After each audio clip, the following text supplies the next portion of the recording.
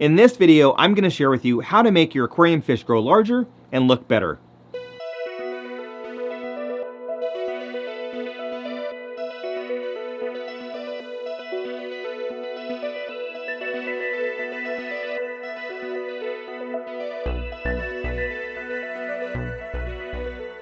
Hey fish friends, how's it going? Hope you're doing well. My name is Zenzo from Tazawa Tanks. Now before I get into how we're going to make our fish look better, grow larger, etc., I do want to just give a quick disclaimer. I'm not a biologist, I'm not a scientist, I'm not an ichthyologist. I'm just someone that's been keeping aquarium fish for quite a while, a couple of decades now, and I kind of have a hypothesis and just through observation of me raising fish, breeding fish, keeping fish. These are some things that I've noticed and I want to pass it on to all of you. Now the reason why I wanted to make this video is one, it's a question that I get all the time, and two, I thought it would be some good information to help a lot of people out there that keep aquarium fish. Now when people come into this room, this aquarium room here at my home, oftentimes they marvel at the size of some of the fish that I have, saying that they look to be larger than normal fish of that species that they've seen before. And I also get a lot of comments in my videos for people, with people, commenting and mentioning that the fish that I have, a particular species, looks to be quite large.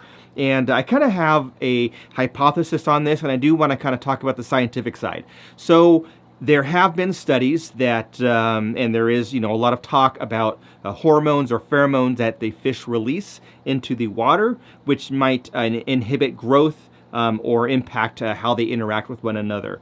That may be the case. I don't know how that really impacts our aquarium fish. I do know that there were some studies in regards to food fish. So when we think about food fish, that's like food that you would buy, fish that you would buy at the grocery store to cook at home, or fish that you would go out and eat at restaurants, etc. So obviously the food fish is a huge industry. So when people are, spending millions and millions of dollars on salmon, they're going to do a lot more research than they would on an African cichlid or a tetra or something like that. So anyway, what they found in some of these studies is that in some fish like cyprinids, which is like carp and koi fish, other fish like salmonids, which would be like salmon or trout, they did find that there are some hormones that might impact the growth and how they also interact with one another, and also some pheromones that were released as well. I think that the hormone was a growth inhibiting hormone. It's like gamma aminobutyric acid or something like that.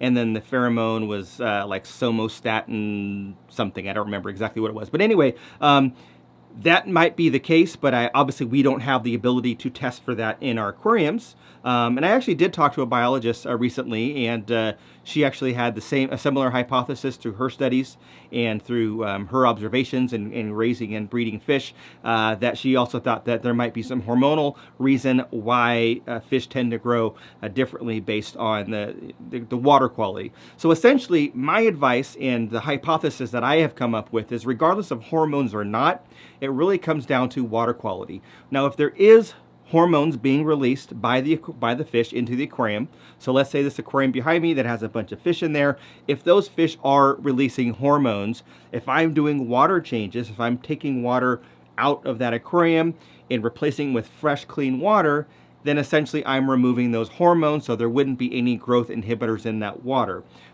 If there isn't any growth inhibitors in that water, if there is no hormones present at all, and it's just it's not true, and that African cichlids, as an example, don't release hormones that impact size, then the water quality is still going to impact how they grow and how they behave.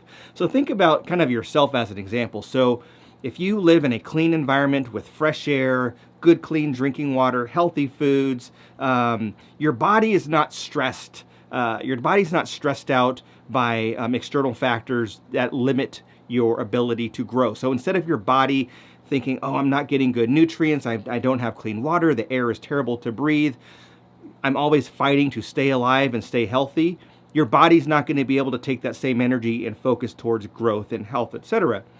Same thing with fish. If fish are in an environment where the water quality is poor, if there's a lot of stress in there, if they're not getting the right nutrients, they are not going to be able to grow or look as healthy, because their bodies, the food that they are taking in, is so focused on keeping them healthy and fighting off that poor water quality, etc. So My advice in growing fish large, and I think one of the reasons why my fish grow quite large, is because I do really focus on the water quality, and I do a lot of water changes. Now I know that water changes aren't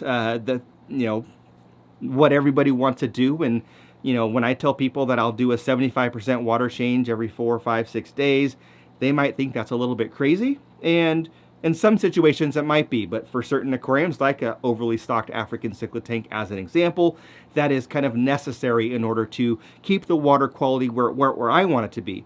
Now there are things that you can do besides doing large water changes, and that would be like having aquarium plants. So an aquarium plant in the water column is absorbing nutrients from the water. So if your fish are eating, right, and after they eat they have waste, your fish are then taking the byproduct of that waste, whether it's ammonia or the whole nitrogen cycle of nitrates, and they are using that as fertilizer. So that's why, like, when we fertilize plants, we're putting fertilizer in there and they grow better. That's why when my friends with their house plants need to get a little bit of extra boost, I give them a lot of my old tank water from a water change, and I keep like bottles of it around, like empty milk cartons, and they will take it home and water their plants, and it does phenomenal because of those nutrients in the water. So same thing with your aquariums. Obviously, your plants in the aquarium is going to help to clean up the water, improve the water quality by removing those elements that are in the water from the fish waste. So